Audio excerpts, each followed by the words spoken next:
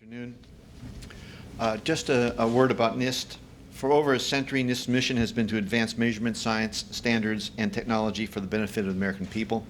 Within NIST, the building and fire research programs strive to anticipate and meet the measurement science, standards, and technology needs of the building and fire safety communities. My colleagues from NIST and I are here today to provide a briefing and announce the release of the draft report of our technical study of the SOFA Superstore fire. The fire occurred in Charleston on the evening of June 18, 2007, and resulted in the deaths of 9 firefighters from your community. Our study focused on determining the likely technical causes of the rapid fire growth that contributed to the high number of firefighter casualties in this fire. Based on the findings in the study, we are recommending specific improvements to model building standards, codes, and practices. While NIST has no regulatory authority and can't require the changes, we are committed to and will work diligently with standards bodies, model code bodies, and professional societies to encourage the adoption of our recommendations. We will also work for their adoption by state and local agencies that have the ultimate authority to implement the changes for the safety and benefit of the American people. We know this community has suffered a terrible tragedy. We trust our work will be an important step to avoid such tragedies in other communities across the country. We are releasing the draft report for a 30-day public comment period. We encourage all to review our report and give us comments that could make our recommendations as effective as possible. Nelson Briner, who led the study and is the Deputy Chief of our Fire Research Division, will now give you a summary of our study and its recommendations. Thank you, Bill. Thank you, Bill. Good afternoon. As Bill has just mentioned, NIST is a scientific research organization. We chose to study the Charleston SOFA Superstore fire because it was clearly an unusual and tragic event. We hope to learn new information that would be helpful to firefighters and the public in the future. Today, I'd like to summarize what we found about how the SOFA Superstore fire spread and grew, what conditions such as temperatures, oxygen concentrations, and smoke movement occurred within the structure during the fire, what model fire codes, standards, and practices we recommend be changed as a result of what we've learned during our study. It's also important to know what we did not study during this effort. We recognize that many in the community would like to know precisely how the 9 firefighters who lost their lives in this fire became trapped and were unable to escape. Many would like to know whether specific decisions made by individuals or organizations before, during, or after the fire were the right decisions. Our study was focused on our specific expertise, fire science, and we cannot tell you based on our findings how or why the firefighters became trapped. We also cannot tell you whether the decisions made before, during, or after the fire were right or wrong. What we can tell you with reasonable accuracy is the probable technical cause for the fire's rapid spread and what actions can be taken to hopefully prevent loss of life from a similar type of fire in the future. We conducted our study in the following way. We arrived at Charleston 36 hours after the fire and began collecting as much data as possible about the store, its contents on the day of the fire event itself. We gathered records about the building. We gathered video and photographs of the store before, during, and after the fire, radio transmissions from first responders during the fire. We conducted informal discussions with store employees, interviews with firefighters, and reviewed other public material describing the event. Then we took all the data we had collected and used it to generate a timeline of events and to simulate with a computer model developed at NIST the most probable sequence of fire behavior that matched well with the visual and other records available about what had actually happened. With this computer modeling software, we can input data about many characteristics of a specific fire, and then the model uses a set of rules based on what we know about the physics of fire to simulate the changes in temperature, oxygen levels, smoke, and other variables. In your handout on page 5, you have the key events in the overall timeline that we constructed. It begins with the fire being observed at the rear of the store at 6:56 p.m. and continues to the collapse of the roof over the west portion of the main showroom at 7:51, and finally to the fire being brought under control at 10 p.m. With this timeline of the actual fire in place, we then created simulations of the fire behavior within the SOFA Superstore. First, we established what we call the fuel load, the type and amount of combustible material in the building. The fuel load in some furniture stores, and especially those with large open display areas like the SOFA Superstore, is higher than in most retail spaces. We estimated the energy content of the fuel load from the foam-filled furniture in the showroom and the loading dock areas of the store. We estimated it to be about 610 gigajoules. For comparison, 100 gallons of gasoline contains about 12 gigajoules of energy. We also created floor plans of the space based on our observations at the site, determined the materials used to construct the various parts of the building, and whether sprinklers were present.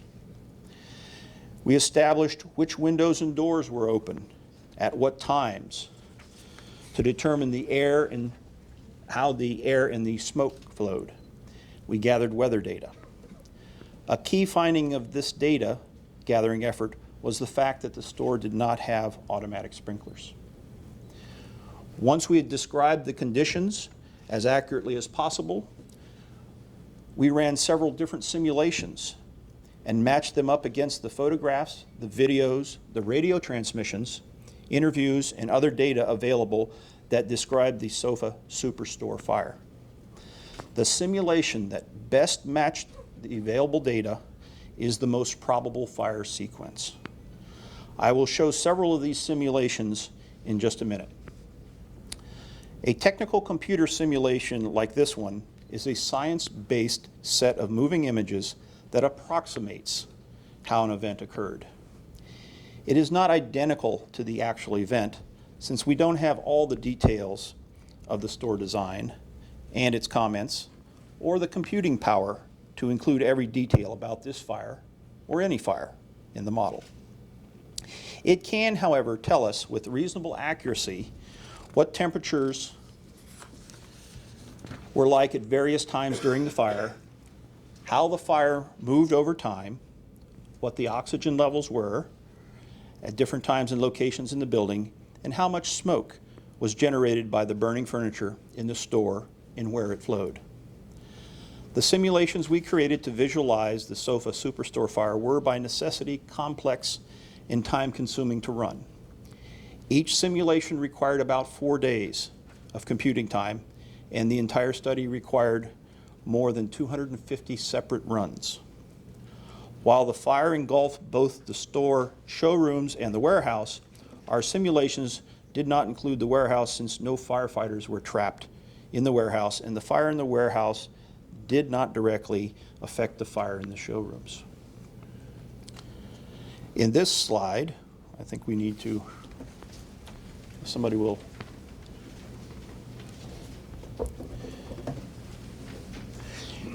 Okay, so in this slide you see the floor plan as it is in the model for the SOFA Superstore. You see how the furniture is laid out: main showroom, east showroom, west showroom. In this slide,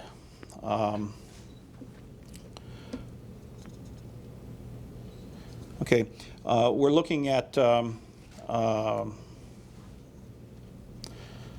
the temperature slice 5 feet above the floor. The video is 20 times real time, and Blue color indicates 70 degrees Fahrenheit. When the colors turn to red, it's in excess of 1,500 degrees Fahrenheit. Let me see if I can run this now. Now you're going to see the fire start in the loading dock area. It's then going to spread to the holding area into the main rear of the main showroom. So you can now see the fire is in the loading dock area. Very quickly, temperatures exceed that 1,500 degrees Fahrenheit. The fire is now beginning to move into the holding area. Again, once the smoke and flames gained access to the holding area through an open roll-up door, the holding area did not have a drop ceiling, and the smoke began to move up and into the void space above the drop ceiling for the entire main showroom. At some particular point, the fire breaks through into the rear of the main showroom through the wall of the holding area. At this particular point, the fire is ventilation limited. It does not have enough oxygen to continue to spread quickly. It begins to move forward, but then slows, and then the windows are broken in the front of the store. This provides additional oxygen, and the fire moves quickly to the front, the west side of the main showroom, and then to the east side of the main showroom, and then into the west showroom. Okay, let's see here. This is another simulation. This one, again, you'll be looking at it from the same perspective. It's the movement of smoke and flame. The data is pictured 5 feet above the floor. It's running about 20 times real time.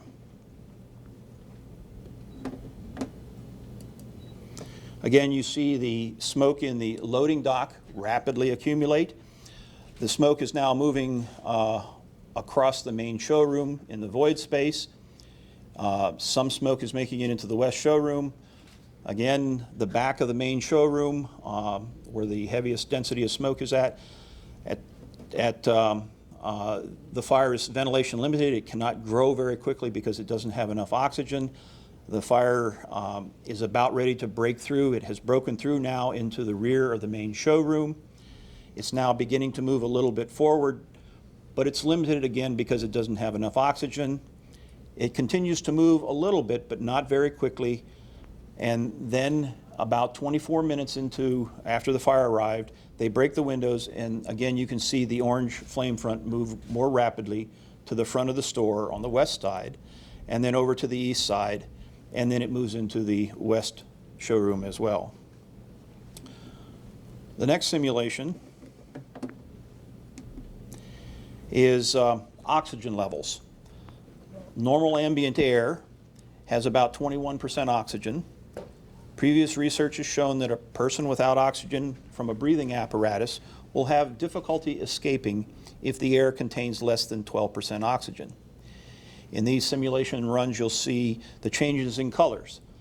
Blue is ambient oxygen, 21%, that which we have now. 12% is that untenable that I just described. It will be the red color.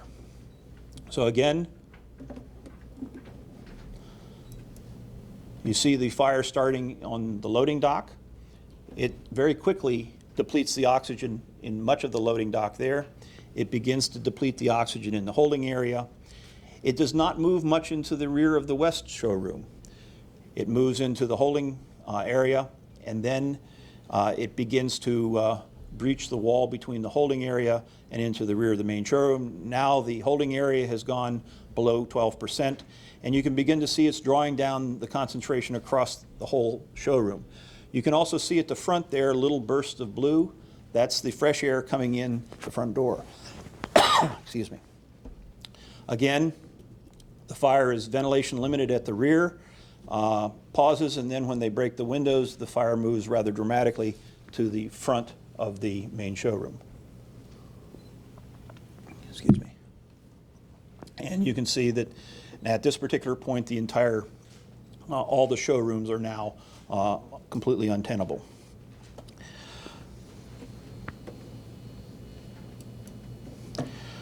Based on the data that we've collected during this study, and I've just shown, as well as the additional simulations available on the CD, that is provided with our full report, we've reached the key findings. The Sofa Superstore fire progressed at a rapid rate due to several important factors. These factors include large open spaces and doorways that remained open, allowing the fire to move from the loading dock to the showroom and between the various showrooms. High fuel loads provided by the foam-filled furniture. The lack of automatic sprinklers to suppress the fire in its early stages. Metal walls that allowed the heat from the fire to move from the loading dock to the showrooms and to the warehouse and ignite items in these adjacent spaces as well. The venting of smoke by breaking the store's front windows provided additional air to the fire. To examine how the use of automatic sprinklers may have changed the outcome of the Sofa Superstore fire, we also ran simulations showing what would have happened if sprinklers had been installed on the loading dock.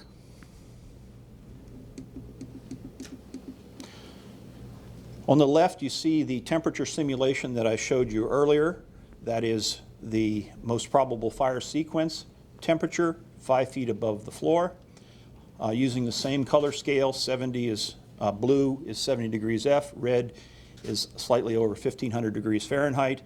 And on the right, sprinklers have been installed in the loading dock area. And see if I can get both of these to.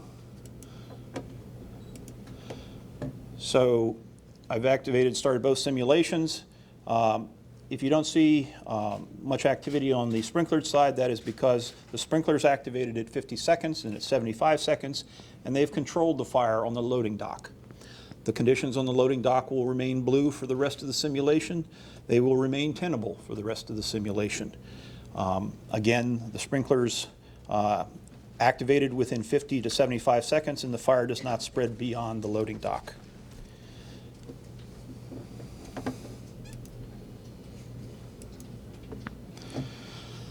The findings I've just described led us to several important recommendations. First, furniture stores represent a significant fire hazard, and all states and local jurisdictions should adopt model building and fire codes that specifically address high fuel load commercial spaces. Second, to ensure that hazardous conditions such as the lack of appropriate fire doors, fire walls, and sprinklers are identified and corrected, all state and local jurisdictions should implement aggressive fire inspection and enforcement programs and ensure that inspectors are professionally qualified to a national standard. Third, all state and local authorities should adopt and enforce model codes that require automatic sprinkler systems for all new commercial retail furniture stores, regardless of size, and all existing furniture stores with any single display area greater than 2,000 square feet. We've also made several recommendations for additional research efforts that would further advance the understanding of upholstered furniture flame spread, improved fire barriers, decision aids to help communities allocate their fire safety resources, ventilation of burning structures, and the performance measures for fire protection. When NIST issues a report of a fire study like this one, we often provide it in draft form so that the comments from the public can be considered. We urge that all parties review the draft report and send us their comments by December 2nd to firesafety@nist.gov. Directions for submitting comments are provided on our website at www.nist.gov. In summary, the key lessons learned from our study are that a community's fire safety depends upon the use and enforcement of model building and fire codes that address the specific hazards and fuel loads of different types of spaces. Furniture stores typically have large amounts of combustible material and represent a significant fire hazard. As a result, model building codes should require that both new and existing stores have automatic sprinklers, especially if those stores include large open display areas. Thank you, and at this point, we'd be happy to take your questions. I'm going to pass around the microphone. If I could ask, state your name and your organization. Yes, sir. Is that on? Is that on? Hello, hello. Anybody hear me? Okay. My name's Harv Jacobs. I'm with WCSC TV, the CBS affiliate here in Charleston. Sir, bottom line, if there were sprinklers inside that store, we wouldn't be here today? The computer simulations demonstrate that the sprinklers would have activated in 50 to 75 seconds and would have controlled the fire on the loading dock. The fire would not have spread to the showrooms. Glenn Smith from the Post and Courier, did you do any simulations to look at how the fire might have behaved if the windows had not been vented in the front? Yes, sir. There were 5 scenarios included in this technical study that are described in the report. The first one is the most probable fire sequence. The second one is sprinklers on the loading dock. The third is intact windows. The front windows are left intact. The fourth is a small vertical vent, a roof opening. And the fifth was a large roof opening. What were the findings? The venting, I'm sorry. The differences in venting, what were the conclusions from that? In terms of the small vertical vent on the roof, it did not appear to have a significant impact over how the fire spread relative to the windows intact case. In terms of the large vertical vent on the roof, it did appear to delay the movement of the fire from the rear of the main showroom for a significant period of time. However, the fire did continue to move and did emerge at the front of the store.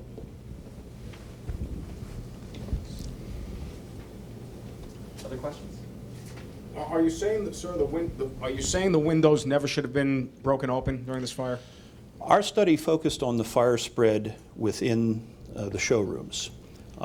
We did not analyze tactics that were used by the fire department.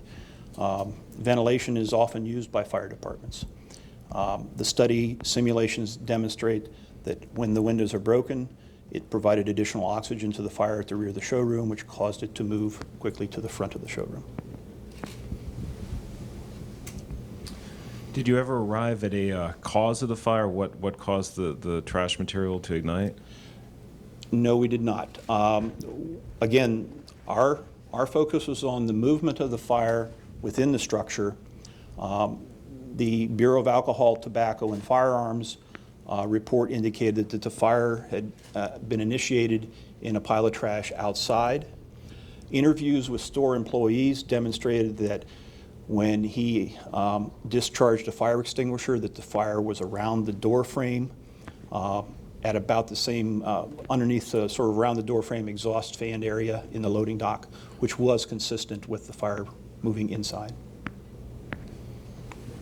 Bruce Smith with the AP. You had indicated that the opening the windows helped the fire spread through the showroom. Was there any study of if they had not have opened that, how long a time it would have been until the showroom itself was fully involved? Yes, and in Chapter 4 of the report, the third case is the front windows being left intact. The fire did not move as rapidly to the front of the store. It remained ventilation limited for a longer period of time, but it did eventually move to the front of the store. Approximately how much time? I don't recall off the top of my head. That would be in Chapter 4. Greg Hambrick with the Charleston City paper.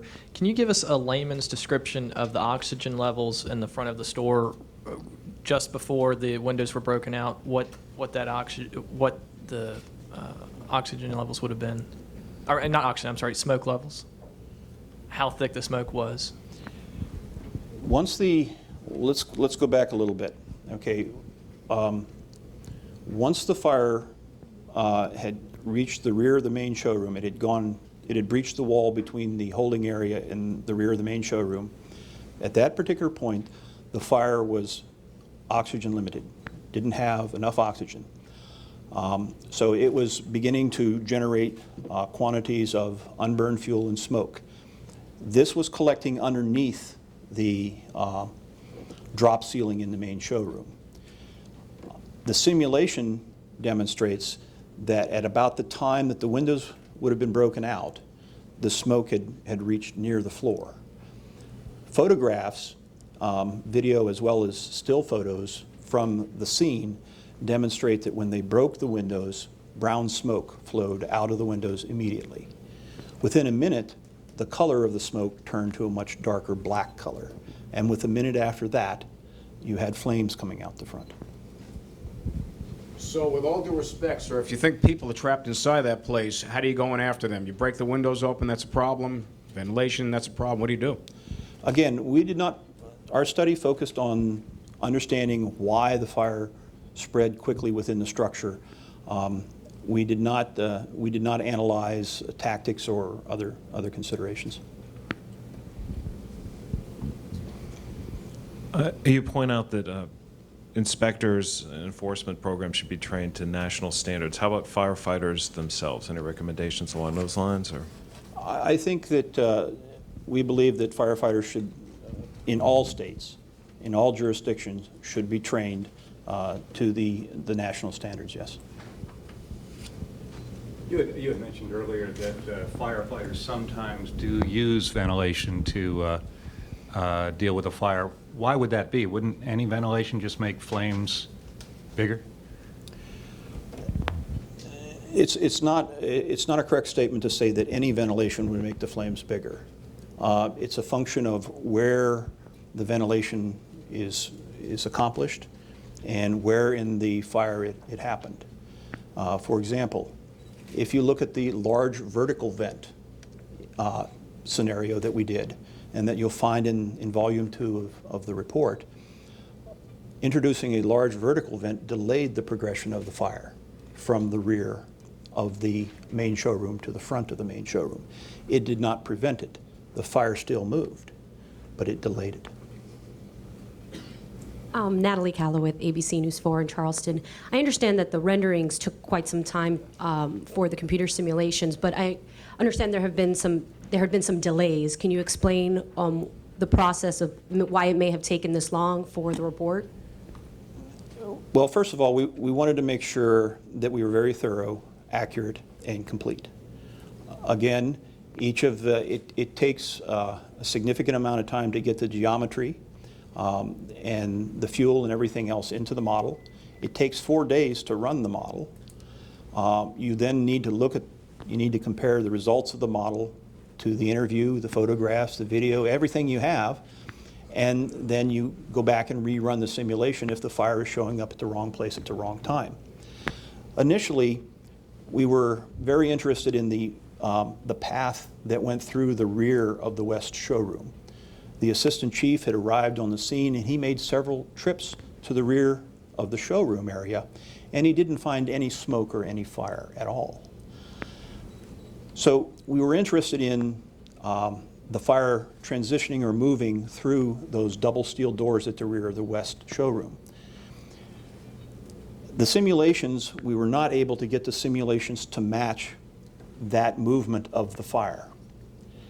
We then went back and gathered some additional information, some discussions with store employees, and we gained a better understanding of the geometry of the holding area. We had not appreciated, and there are floor plans out there which do not show all the walls on the holding area. Once we had a better understanding of the walls around the holding area, we began to appreciate that the smoke from the loading dock could flow into the void space above the drop ceiling, and we could then understand why it took a period of time for the fire to move in the rear of the main showroom. So it's a matter of getting it right, being accurate, and being complete. Can you tell us a little bit about you said there was some lack of information and some plans that kind of hampered, could you just talk a little bit about that? The fire destroyed very thoroughly major portions of this structure. It was difficult to reconstruct all the geometry the first time we did it. After we had talked to the store employees, we went back, and in the thousands of photographs that we had taken, we actually found additional evidence of that wall. We also found evidence of a door in that wall, and that helped us to understand how the fire may have moved from the holding area. Without the wall, without the partition wall in the holding area, if the fire had flowed through that open roll-up door from the loading dock area, it would have flowed into the rear of the main showroom. And anybody in the showroom early in the fire would have seen it. We had no evidence that anybody had found smoke or flame in the rear of the main showroom early in the fire. And so that was an observation that we needed to match. I was going to bring that up as well. The assistant fire chief, his initial account was that he had walked to the back of the building, opened this door, and flame leaped inside. And then talking later to members of the Rowley panel, they said they found it, that wasn't as significant a moment as it first appeared, and that possibly didn't occur exactly as he said. Is that what you're saying as well? Or? The information that we gathered during interviews was that when the double steel doors at the rear of the west showroom was unlatched, the door was pulled out of their hand. Now, initially, you might think, well, what conditions would cause that? The fire was underventilated. It was trying to find oxygen wherever it could. It was pulling air from the showrooms as best as it could. When you unlatched that door, it was able to get additional oxygen to the loading dock area. The model demonstrates, and there's images in Chapter 4, which show that the velocity profile would have been going from the west showroom into the loading dock area. Again, consistent with the interview data that we had. Okay? So they are sucking out and feeding the loading. Early in the fire, the air is moving towards the loading dock area.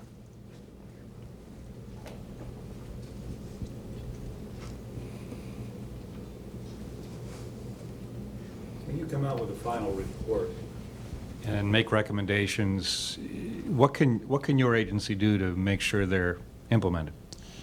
We follow up with them. We serve on many of the code commissions and the standards committees.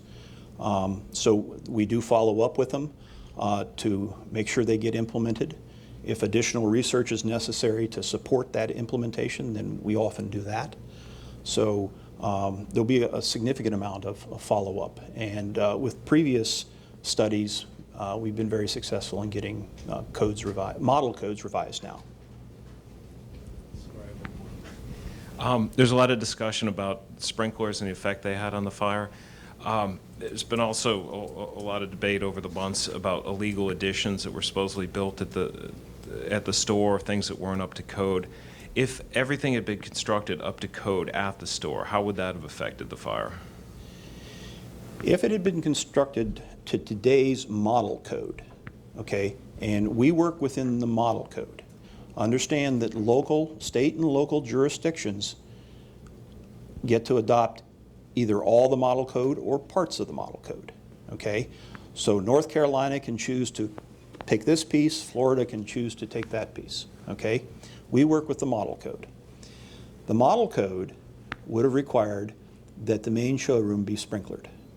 The model code now says that areas larger than 12,500 square feet in a mercantile occupancy are required to be sprinklered. The main showroom was in excess of 15,000 square feet. In the 94 code, that area limitation was 15,000 square feet. In the current code, high-piled rack storage of flammable merchandise, such as furniture, is required to be sprinklered. So the showroom would have been, the warehouse would have been required under high-piled storage to be sprinklered. The simulations demonstrate that if sprinklers had been on the loading dock, that would have stopped the fire quite quickly. How about the fire doors, if those have been functioning properly? I'm sorry. Okay, the question was about fire doors and if they'd been functioning properly. Again, we did not do a simulation where we did different things with the fire doors, so I can't answer that directly. However, I will direct you to one of our recommendations, which is to conduct some additional research as to the performance of fire doors and to understand how extended service and more realistic fire conditions actually affect that performance. So that is one of our recommendations. Did you do any simulation that, you said the sprinklers at the loading dock would have stopped it? Did you do any simulation of if they were not at the loading dock but at other places at the store, would it have stopped it? No, the only place we installed the sprinklers were on the loading dock. And would that be usual for a company to have sprinklers on a loading dock as opposed to the interior space? Again, the current code, it depends upon how the local authority with jurisdiction classifies it. If it was considered to be part of the main showroom, there was a connecting opening there, then the main showroom exceeded 12,500 square feet. Adding an additional 2,220 feet with the loading dock would have certainly been required sprinklers. However, one can also establish a separate fire barrier area by addressing the walls and the doors.